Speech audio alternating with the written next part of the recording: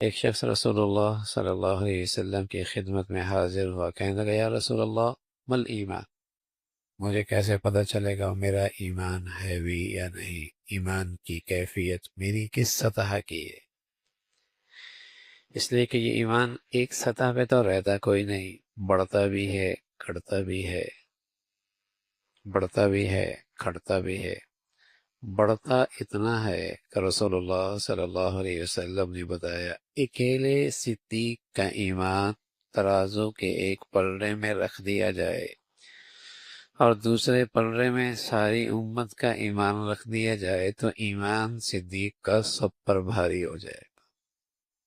لو وزن ایمان ابی بکر مع سائر امہ لرجح ایمان ابی بکر۔ ایسا بڑھتا ہے، ایسا بڑھتا ہے، اور بھائی گھٹتا ایسا ہے کہ بس اوقات پتہ ہی کیوں نہیں لگتا کہ اس میں ایمان ہے بھی یا نہیں۔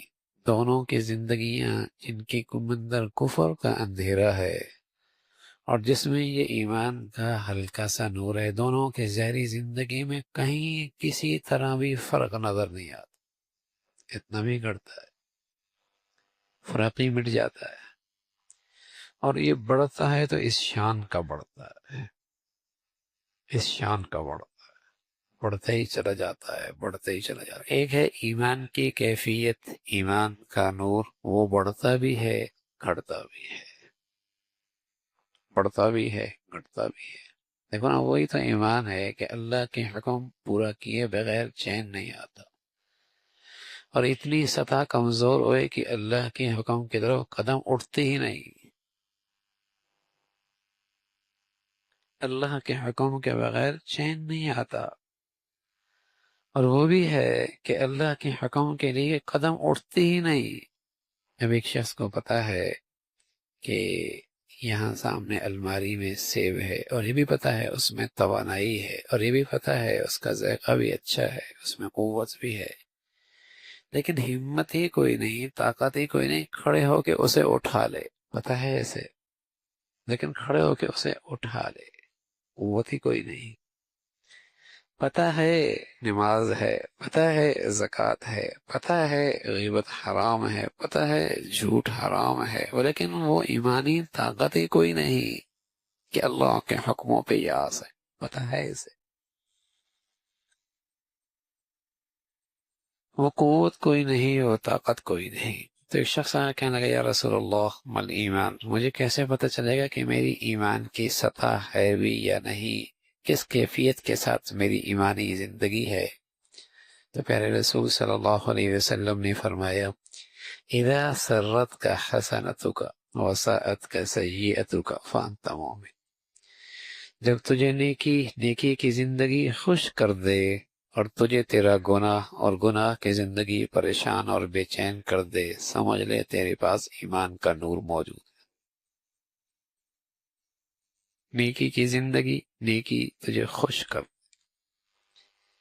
آنکھوں کا نور ہو تو گھر میں نفع کی چیز آئے تو خوشی ہوتی ہے، سانپ بچھو آ جائے، ڈاکو چور آ جائے تو آدمی پریشان ہو جاتا ہے۔ آنکھوں کا نور یہ نفع نقصان دیکھ رہا ہے، آنکھوں کا نور یہ نفع نقصان دیکھ رہا ہے۔ نفع کی چیز گھر میں آتی ہے خوش ہوتا ہے، نقصان دہ چیز آتی ہے پریشان اور بے چین ہو جاتا ہے۔ آنکھوں کا نور دیکھ رہا ہے۔ میرے عزیزو، اللہ ایمان کا یہ نور نصیب فرما دے تو ایمان کا نور پھر دیکھتا ہے، نیکی کی زندگی آئی، گھر میں خوشی ہوتی ہے، گناہوں کا کوئی گناہ کی کوئی شکل گھر میں آ جائے، زندگی میں آ جائے، پریشان ہو جائے، تو یہ پتہ ہے کہ اس کے اندر واقعی ایمان کا نور موجود ہے، ایمان کا نور موجود ہے۔ نیکی گھر میں آئی، بیٹوں میں، بیٹیوں میں، گھر کی زندگی میں، اپنی زندگی میں نیکی کا سلسلہ ہے، خوش ہو رہا ہے، وہ ایمان کے نور سے اس کا نفع دیکھ رہا ہے۔ گناہ آیا، اللہ کی نافرمانی آئی، ایمان کے نور سے اس کا نقصان دیکھ رہا ہے، پریشان ہو گیا، اف میرے کاروبار میں یہ گناہ ہو گیا، میرے دفتر میں یہ گناہ ہو گیا، بچی کی زندگی میں یہ گناہ ہو گیا، اس کا نقصان ایمان کے نور سے وہ دیکھ رہا ہے، چین نہیں آتا، جب تک کہ اپنے بچوں کو، بچیوں کو، اپنے گھروں کو، اپنی زندگی کو ان خطرات سے بچا نہ لے، چین نہیں آتا۔ جب تجھے تیری نیکی کی زندگی، نیکی خوش کر دے اور تیرا گناہ تجھے بے چین اور پریشان کر دے، فانت مومن، تو ایمان والا۔ اس پیمانے پہ اپنا ایمان دیکھتے رہا کرو، اس معیار پہ اپنا ایمان دیکھتے رہا کرو، تو ایمان بڑھتا بھی ہے، گڑھتا بھی ہے۔ اور ایمان کی سطح بھائی ایسی بھی گڑھتی ہے کہ گناہوں سے خوشی ہوتی ہے، نیکی سے پریشانی ہونے لگتی۔ مسجد میں بیٹھنا مشکل ہے، ہاں، گندگیوں پہ بیٹھنا آسان ہے۔ قرآن کھول کے بیٹھنا مشکل ہے، غیبت میں گھنٹوں لگ جائیں مزہ آتا ہے۔ ایمان کی سطح ایسی بھی گئی گزری ہوتی ہے کہ گناہوں میں لذت آنے لگتی ہے اور نیکی کی زندگی سے ایک وحشت سی، بے چینی سی ہونے لگتی ہے۔